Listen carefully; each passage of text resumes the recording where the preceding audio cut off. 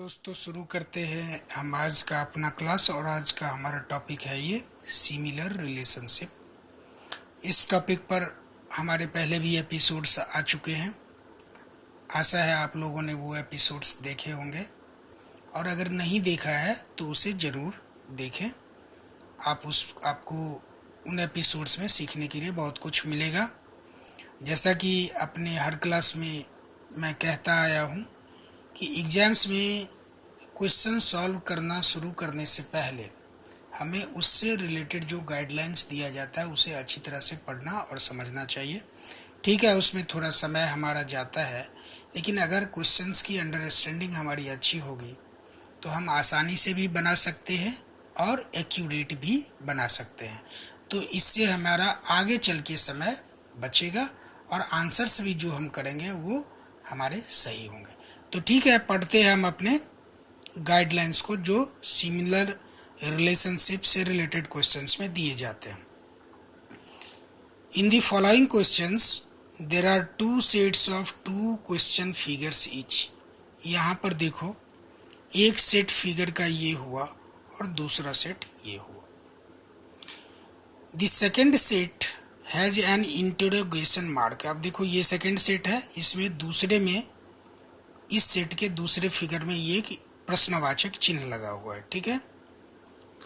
There exist a relationship between the first two question figure. अब ये देखो, इन दोनों के बीच में एक रिलेशन है। Similar relationship should exist between the third and fourth question figure. ये तीसरे और चौथे के बीच में भी वही रिलेशन होगा जो पहले और दूसरे फिगर के बीच में है। Select one of the answer figures which replaces the mark of interrogation। अब इनमें से कोई एक, ये आंसर फिगर्स हैं, कोई एक फिगर हमें चुनना है और यहाँ लाना है, और ये फिगर इन दोनों के बीच के रिलेशन को वैसा ही बना देगा जैसा पहले और दूसरे फिगर के बीच में रिलेशन है। ठीक है। Darken the circle in the OMR answer sheet against the number corresponding to the question. जब हम ये फिगर यहाँ ले आएंगे तो सपोज कि ये था क्वेश्चन नंबर 10। ठीक है, और इसका आंसर मान लो कि ये था B। तो OMR शीट में हम जाएंगे और वहाँ पर 10 नंबर क्वेश्चन के सामने जिस सर्कल में B लिखा हुआ है उसे हम डार्क कर देंगे। ठीक है, यही आंसर करने का प्रॉपर तरीका है। तो दोस्तों बढ़ते हैं हम अपने क्वेश्चंस की ओर। ये रहा हमारा आज का पहला क्वेश्चन। अब इस पहले और दूसरे फिगर में आप क्या देखते हो? पहले फिगर में क्या है? पहले फिगर में बाहर में एक सर्कल है, बीच में एक स्क्वायर है और अंदर में एक ट्रायंगल है। अब आप गौर करो, बाहर के सर्कल और अंदर के ट्रायंगल के बीच में क्या रिलेशन बनता है। बाहर का सर्कल अगले फिगर में जाके अंदर में चला जाता है और बहुत छोटा, यानी सबसे छोटा इन तीनों फिगर्स में, यानी कि सर्कल, स्क्वायर और ट्रायंगल में ये सबसे छोटा हो जाता है। और अंदर जो ट्रायंगल था वो बाहर निकल के सबसे बड़ा हो जाता है।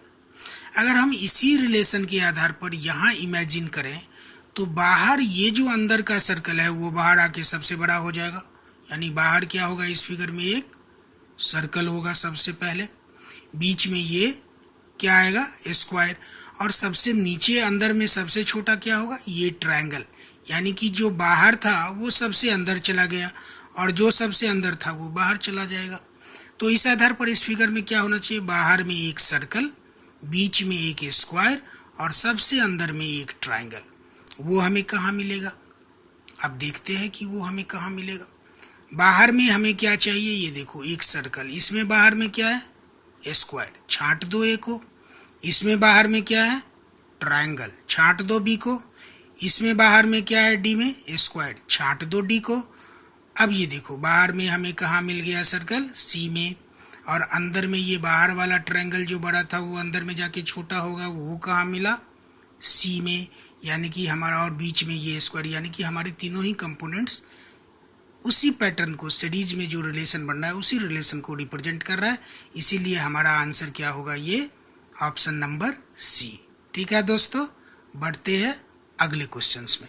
अगर आपको समझ में ना आए तो आप कमेंट सेक्शन में जाके जरूर बताना कि आप कहाँ नहीं समझ पा रहे हो।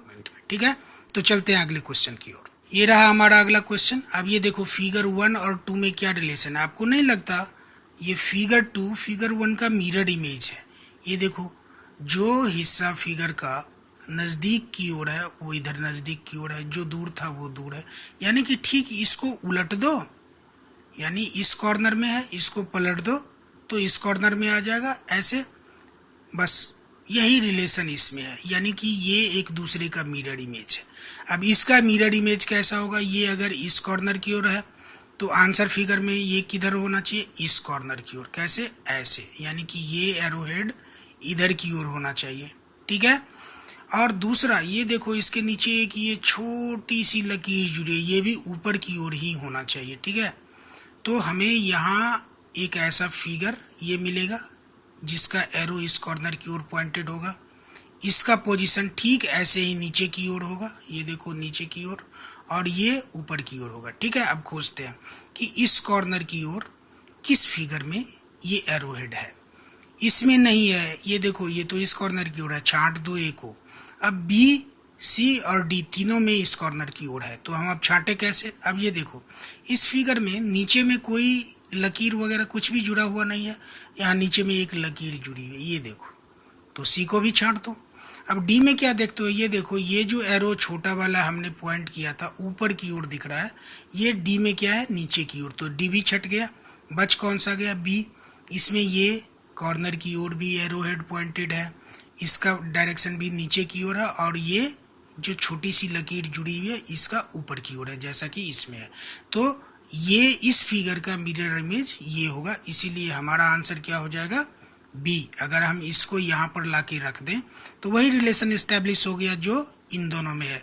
ये इसका मिरर इमेज है और ये इसका मिरर इमेज होगा। ठीक है, ये रहा हमारा अगला क्वेश्चन। ठीक है, अब हम देखते हैं कि फिगर नंबर 1 और फिगर नंबर 2 में क्या रिलेशन है। आप गौर करो, इस फिगर को देखो। अगर हम इसे ऊपर की ओर ऐसे घुमा दें 90 डिग्री पर तो ये फिगर हमें मिल जाएगा। ठीक है, यानी कि एंटी क्लॉकवाइज हमें 90 डिग्री से घुमा देना है। इन दोनों में यही रिलेशन है। इसको अगर हम एंटी क्लॉकवाइज 90 डिग्री से घुमा दें तो हमें ये मिल जाएगा। ठीक है, तो इन दोनों में भी वही रिलेशन होगा, यानी ये फिगर हमें तब मिल जाएगा अगर हम इसको 90 डिग्री से घुमा दें। अब देखो, अभी ये इस कॉर्नर की ओर ये पॉइंटेड है, इस कॉर्नर की ओर। अगर हम एंटी क्लॉकवाइज 90 डिग्री से घुमाएंगे तो इस कॉर्नर में आएगा। ये किधर आएगा? इस कॉर्नर में आएगा, राइट। अगर हम क्लॉकवाइज घुमाते तो इस कॉर्नर में आता, लेकिन हमें घुमाना किधर है? एंटी क्लॉकवाइज, यानी कि इस फिगर में ये ट्रायंगल जैसा हिस्सा, यानी सर्कल का क्वार्टर पार्ट इस कॉर्नर की ओर पॉइंटेड होगा। ठीक है, बस ये जिस फिगर में हमें मिल जाएगा वही हमारा आंसर होगा। अब इसमें देखो, ये क्लॉकवाइज आपको हमने एक्सप्लेन किया था कि क्लॉकवाइज अगर इसको हम घुमाएंगे 90 डिग्री से तो इधर की ओर आएगा। ये क्लॉकवाइज घुमा हुआ है, घुमाना किस तरफ है हमें? एंटी क्लॉकवाइज, तो ये हमारा आंसर नहीं होगा। छांट दो एक को, इसमें कोई क्वार्टर सर्कल बना ही नहीं हुआ है, छांट दो इसको। इसमें भी ये देखो, क्वार्टर सर्कल मीन्स ये 90 डिग्री का एंगल होगा। यहाँ आपको 90 डिग्री का एंगल दिख रहा है? नहीं दिख रहा है, छांटो इसको। सी भी छट गया, बी भी छट गया, ए भी छट गया, बच कौन सा गया? डी। इसमें ये देखो इधर की ओर पॉइंट कर रहा है ये कॉर्नर, इसमें भी हमें क्या करवाना था? ये अगर 90 डिग्री एंटी क्लॉकवाइज घूमता तो यहाँ आ जाता, और यही पोजीशन उसका कहाँ है? हमारे फिगर नंबर डी में। तो आंसर क्या हुआ हमारा? डी। ठीक है, समझ रहे हो? तो बढ़ते हैं अगले क्वेश्चन की ओर। ये रहा हमारा अगला और आज का लास्ट क्वेश्चन। अब देखो, इन दोनों फिगर्स में क्या रिलेशन है। इस स्क्वायर में एक क्रॉस का चिन्ह बना हुआ है और अगले फिगर में ये क्रॉस का चिन्ह बड़ा होके क्या हो जाता है? स्क्वायर के कॉर्नर टू कॉर्नर हो जाता है। ठीक है, अभी ये सेंटर में था, बड़ा होके कॉर्नर टू कॉर्नर, सारे कॉर्नर से ये जुड़ जाते हैं। अब देखो, वैसे ही इसमें क्या है? एक सर्कल के अंदर प्लस का चिन्ह है, तो इसमें क्या होगा? ये प्लस का सर्कल भी बड़ा हो जाएगा, यानी जैसा है, और ये प्लस का चिन्ह बड़ा हो जाएगा और यहाँ जुड़ जाएगा, यहाँ जुड़ जाएगा, यहाँ जुड़ जाएगा, यहाँ जुड़ जाएगा।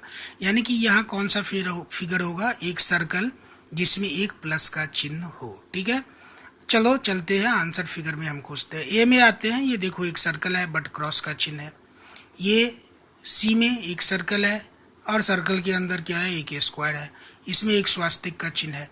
तो डी भी नहीं होगा हमारा आंसर, सी भी नहीं होगा और ए भी नहीं होगा। तो बच कौन सा गया, बी। इसमें एक सर्कल है और एक प्लस का चिन्ह है और वो पूरे सर्कल के परिधि को, सरकमफेरेंस को टच कर रहा है और यही तो हमें चाहिए था। तो हमारा आंसर क्या हुआ, बी। तो दोस्तों आज के क्लास में बस इतना ही। आशा है आपने कुछ सीखा होगा, दिमाग अपना दौड़ाया होगा। इसी तरह से दौड़ाएं, प्रैक्टिस करें और आग्रह है कि आप लोग इस चैनल को सब्सक्राइब करें। अभी बहुत कुछ आना है, हम बहुत सारे एपिसोड्स देने जा रहे हैं। ठीक है, तो धन्यवाद।